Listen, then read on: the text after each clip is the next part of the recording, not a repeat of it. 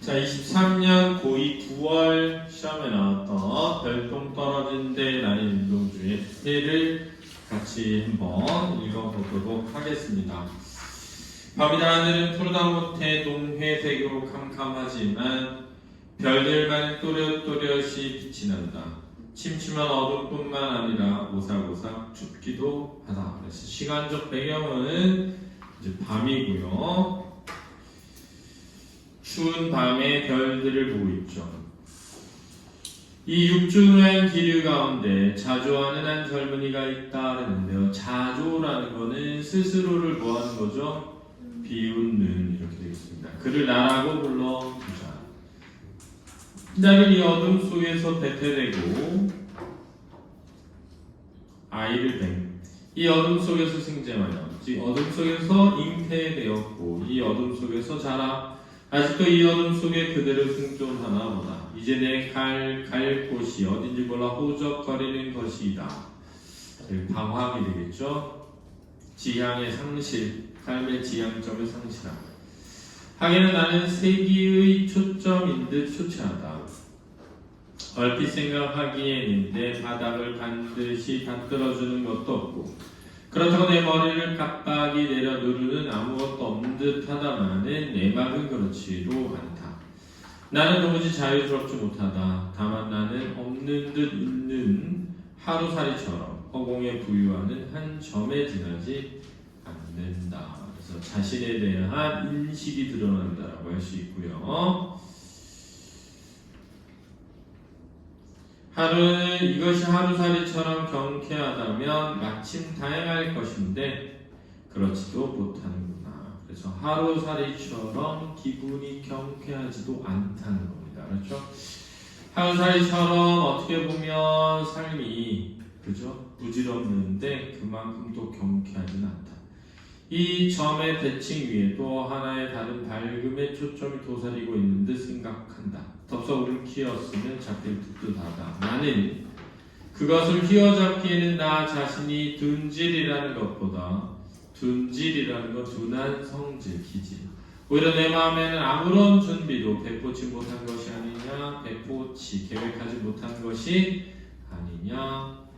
그러니까 밝음이라고 하는 것을 휘어잡을 준비가 되어 있지 못했다라고 선천하는 거죠. 그리고 은행목이란 별스러운 손님을 불러들이기에도 또 다른 한 가닥 구실을 치르지 않으면 안 될까 보다. 추측이고요.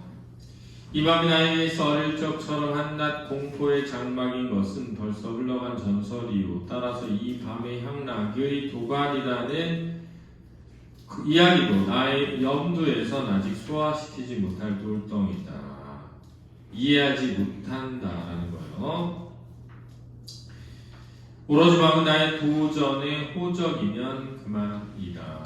도전할 만한 적이면 그만이다. 이거요. 이것이 생생한 관념 세계에만 머무른다면 애석한 일이다. 그래서 관념적 세계에서의 자아 인식을 거부하는 거예요. 관념적 세계에서의 자아 인식을 거부하는 거예요. 어둠 속에 깜빡깜빡 졸며 따닥따닥 나란히 한 초가들이 아름다운 시의 화사가 될 수 있다는 것은 벌써 지나간 세대의 이야기요. 제네레이션은 세대야. 오늘에 있어서는 다만 말할 수 없는 비극적 배경이다. 초가집들이 아름다운 시의 재료가 된다라는 것은 과거의 것이다. 이제 닭이 회를 치며 맵짠 울음을 뽑아 밤을 쫓고 그러네요. 청각적 이미지고요. 어둠을 짓내 몰아서 동쪽 편으로 환하게 새벽이라는 손님을 불러온다고 하자. 의인화되어 있고요. 하지만 경망스럽게 그리 반가울 것은 없다.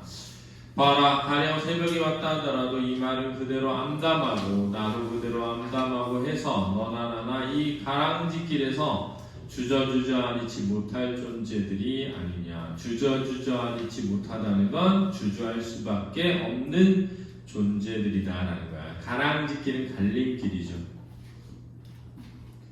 자, 새벽이 와서 날이 밝더라도 그렇지? 암담한 화자의 이 서술자의 처지에는 뭐가 없다?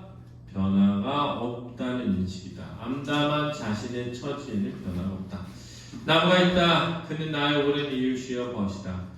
그렇다고 그와 내가 성격이나 환경이나 생활이 공통한 데 있어서가 아니다. 자, 비슷해서가 아니다. 이 뜻이 알았지?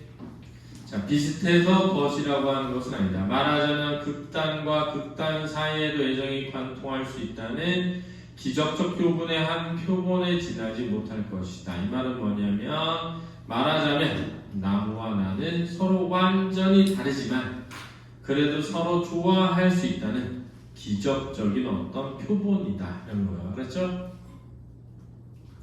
나는 처녀를 퍽 불행한 존재로 가소롭게 여겼다. 그의 앞에 설 때마다 슬퍼지면서 측은한 불쌍한 마음이 앞을 가리곤 하였다. 그래서 마음이 앞을 가리곤 했다. 눈물이 흘러서 이런 뜻이에요. 만일 오늘 돌이켜 생각해보니 나무처럼 행복한 생명은 다시 없을 듯하다. 자신의 생각에 잘못되었음을 깨닫게 되는 거죠. 구름에는 이루 비길 데 없는 바위에도 그리 탐탁지는 못할 망정 자양분이 있다거나 어디로 간들 생에 뿌리를 박지 못하며 어디로 간들 생활에 불평이 있을 소냐? 사주법입니다. 자, 나무는 어디로 간들 뿌리를 박을 수 있고 어디에 간들 불평이 없다는 거죠. 자, 나무는 어디에나 뿌리를 내릴 수 있고 어디에서도 불평하지 않는다.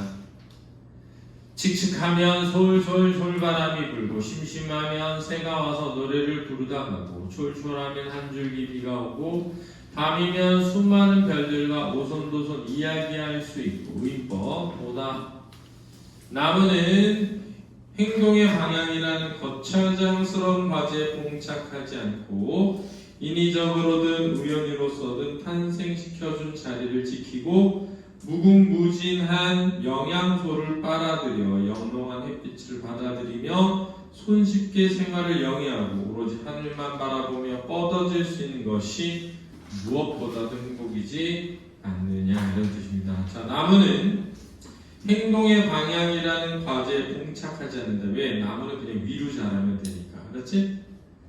행동의 방향이라는 과제에 봉착하지 않는다는 게 뭐냐면 그냥 위로 자라면 되니까 그런 문제에 맞닥뜨리지 않는다는 거예요. 누가 일부러 심었든 우연히 심어졌든 탄생시켜준 그 자리, 심어진 그 자리에서 영양소를 섭취하고 자라면 된다는 거죠. 이 밤도 과제를 풀지 못해 안타까운 나의 마음에 자유적 과제란 삶의 방향을 상실한 과제죠. 나무의 마음이 점점 옮아오는 듯하고 행동할 수 있는 자랑을 자랑하지 못함에 뼈저리는 듯하나 나의 젊은 선배의 웅변이 선배도 믿지 못할 것이라니 그러면 영리한 나무에게 나의 방향을 물어야 할 것인가? 어디로 가야 하나? 동이 어디냐? 서가 어디냐? 남이 어디냐? 북이 어디냐? 알아, 저 별이 반짝 흐른다. 별똥 떨어진 데가 내가 갈 곳인가 보다. 하면 별똥아 꼭 떨어져야 할 곳에 떨어져야 한다. 그래서 삶의 방향을 그렇죠? 잡고 싶은 그렇지? 올바른 삶의 방향을 얻고자 하는 화자의 다짐과 의지가 드러난다라고 할 수 있겠고요. 나무를 자신과 뭐하고 싶어해? 담고 싶어하는 존재로 설정했다는 것도 중요한 특징 중에 하나라고 하겠습니다. 알겠죠? 자, 수고했습니다.